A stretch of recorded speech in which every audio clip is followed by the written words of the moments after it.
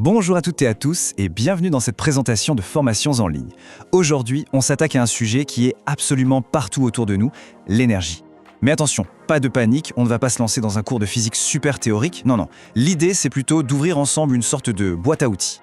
On va voir comment les grands principes de l'énergie s'appliquent de manière très concrète dans notre quotidien. Et ça, c'est un savoir-faire essentiel, surtout quand on se destine au métier de l'économie sociale et familiale. Allez, pour commencer, une petite question histoire de se mettre en jambes. Est-ce qu'on a une idée du nombre de transformations d'énergie qui ont lieu rien qu'entre le moment où le réveil sonne et celui où on s'assoit pour le petit déjeuner? La réponse en fait, elle est surprenante, il y en a énormément. Et c'est la meilleure preuve qui soit que l'énergie, elle est au cœur de chacune de nos actions, à chaque instant. Alors c'est parti, ouvrons notre boîte et sortons le premier outil. On va commencer par observer l'énergie dans notre quotidien. C'est un peu comme une force invisible qui alimente toutes nos routines, et ce, dès la première seconde de la journée. Premier exemple, le plus évident, le réveil. Qu'il soit branché sur une prise ou qu'il fonctionne à pile, le principe est le même. Il utilise une forme d'énergie, l'énergie électrique, et hop, il la transforme en deux autres formes. L'énergie sonore, le bruit qui nous sort du lit, et l'énergie lumineuse de l'écran qui affiche l'heure. C'est probablement la toute première transformation de la journée pour la plupart d'entre nous. Et ça continue bien sûr. Restons dans la cuisine. Le grille-pain par exemple. C'est exactement le même principe.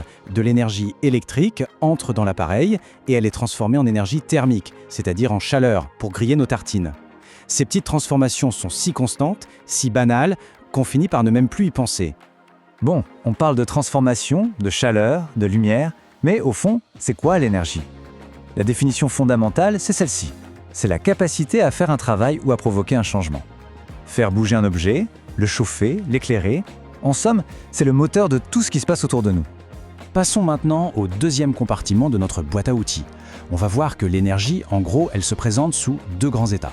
On peut voir ça comme ces deux visages. D'un côté, l'énergie qui est stockée, en attente, et de l'autre, l'énergie qui est active, en pleine action. Et voici ce duo fondamental. D'un côté, on a l'énergie cinétique. C'est simple, c'est l'énergie du mouvement.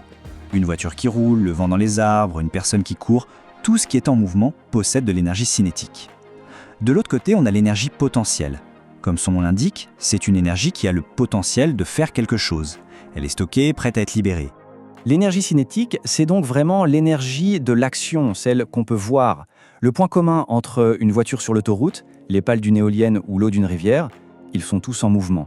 Ils possèdent donc tous, à cet instant précis, de l'énergie cinétique. Et pour l'énergie potentielle, c'est donc de l'énergie en réserve. Pensez à un fruit accroché à sa branche, il est immobile, mais il a l'énergie potentielle de tomber à cause de la gravité. Un élastique tendu a de l'énergie potentielle élastique. Et surtout, celle qui est au cœur de notre quotidien, l'énergie chimique, stockée dans la nourriture qu'on mange ou dans les piles de nos appareils. On aborde maintenant ce qu'on pourrait appeler la règle d'or de l'énergie. C'est un concept vraiment crucial. Et pour un futur conseiller ou une future conseillère en ESF qui sera amené à parler d'efficacité énergétique ou de consommation dans un logement, c'est une notion absolument centrale.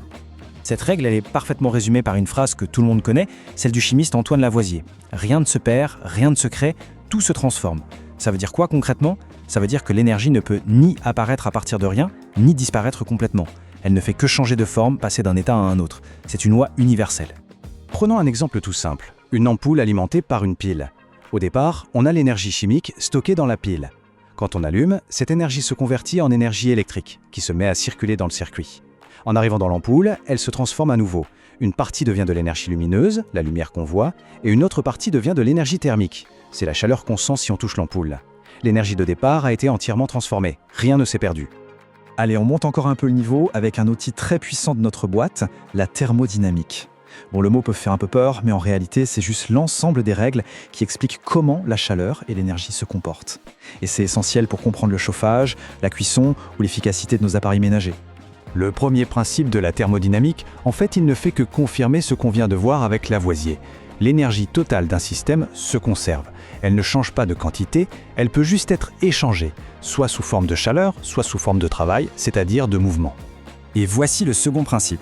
Celui-là, il est fondamental pour comprendre la notion d'efficacité et de gaspillage. Il nous dit une chose simple. Aucune transformation d'énergie n'est parfaite à 100%. Il y a toujours une partie de l'énergie qui se perd, qui se dégrade sous forme de chaleur inutilisable. C'est pour ça qu'un vieil appareil électroménager consomme plus qu'un neuf pour le même résultat. Il est moins efficace et donc il produit plus de chaleur perdue. Cette chaleur, elle ne se déplace pas n'importe comment, elle a 3 moyens de transport principaux. La conduction, c'est par contact direct, comme la chaleur qui remonte le long d'une cuillère en métal dans une soupe. La convection, c'est par le mouvement d'un fluide, comme l'air chaud qui monte dans une pièce.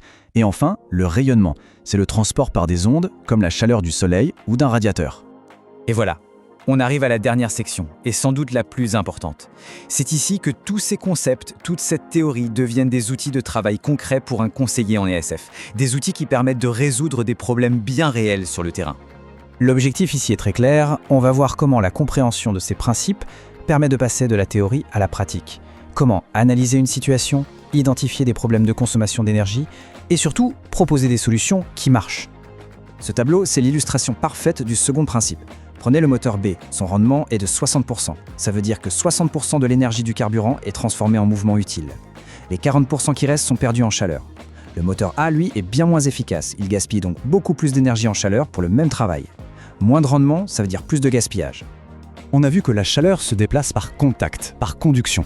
Eh bien, tous les matériaux ne se comportent pas de la même façon. Il y a deux grandes équipes, les conducteurs, comme les métaux, qui la laissent passer très facilement, et de l'autre côté, les isolants, qui au contraire la freinent, la bloquent.